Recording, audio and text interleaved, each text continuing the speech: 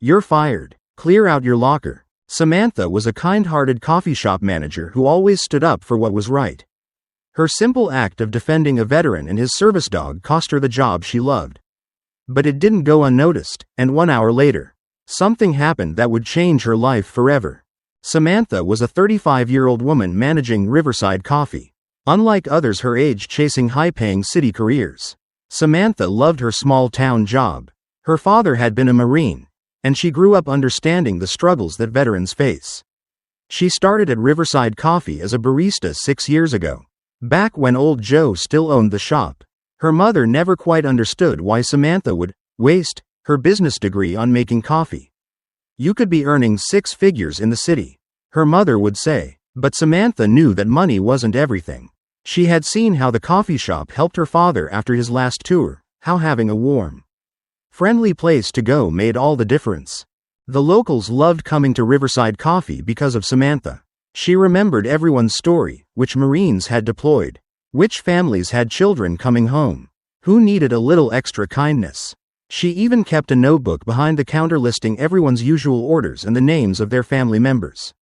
The coffee shop was close to the Marine base, and Samantha made sure every service member felt welcome.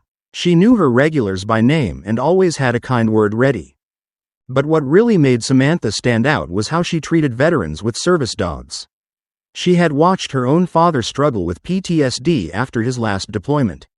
If only service dogs had been common back then, she would often say to herself.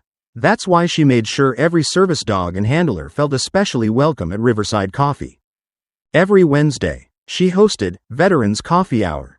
It started with 4 regulars, then grew to over 20 veterans gathering weekly to share stories and support one another. Behind the counter, she maintained a wall of photos, a tribute to the service members who visited the shop.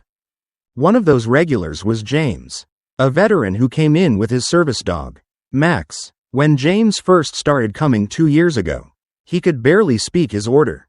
He flinched at every sound, and Max stayed pressed against his leg to keep him grounded.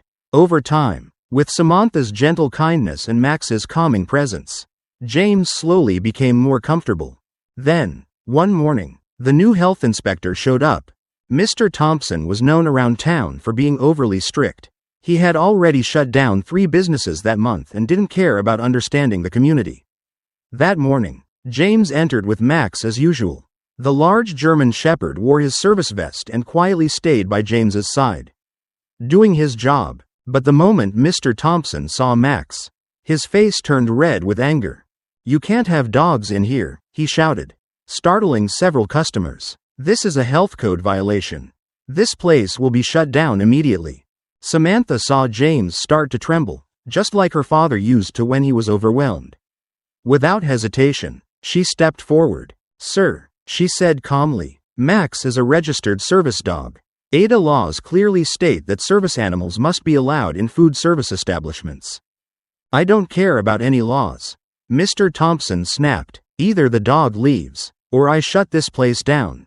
The district manager, who happened to be there that day, looked horrified. "Apologize, Samantha," the manager said urgently. But Samantha stood her ground. "I won't apologize for following federal law," she said firmly. "My father was a Marine.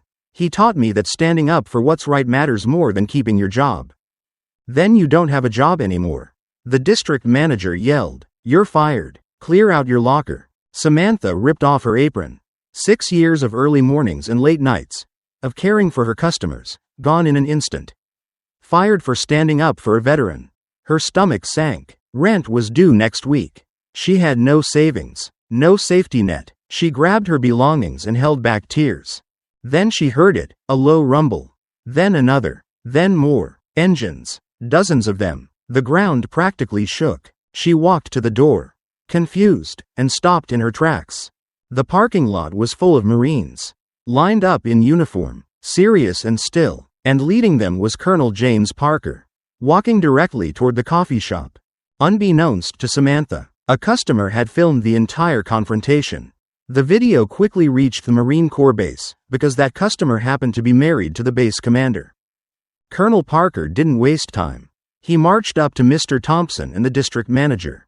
"Gentlemen," he said in a voice that demanded attention, I believe we need to have a discussion about how we treat our veterans." It turned out James wasn't just any veteran. He had earned a Silver Star for valor. And Max? He had been trained through a special PTSD service dog program, one that Colonel Parker himself had personally championed. The colonel made a single phone call to the state health department. Just like that, Mr. Thompson was reassigned to another district. The district manager was sent for immediate retraining. But that wasn't all. Colonel Parker turned to Samantha. "Ms. Mitchell," he said, "we've been looking for someone to run our new veteran outreach program at the base. Someone who understands customer service and what it means to stand up for what's right. The job's yours, if you want it." Samantha accepted. Word of the story spread quickly throughout the military community. The corporate office of Riverside Coffee issued a public apology and launched a new nationwide program to support service dog training for veterans, with Samantha as the national director. The following Wednesday, during Veterans Coffee Hour, James stood up and shared his story, his voice shaky at first, but growing stronger as Max leaned against his leg. The other veterans nodded. One older Marine placed a hand on James's shoulder. "Welcome home, brother," he said softly. Samantha had to wipe away tears as she refilled their cups. Today, Samantha runs both the Veteran Outreach Program and the Service Dog Initiative. The coffee shop has become a national model. There's now a dedicated welcome area for service dogs and their handlers. James and Max still come in every morning, but now they're joined by dozens of others. The photo wall behind the counter has grown. At the center of that wall hangs a photo of Samantha's father, with a sign underneath that reads, "All who served welcome, 2 legs or 4.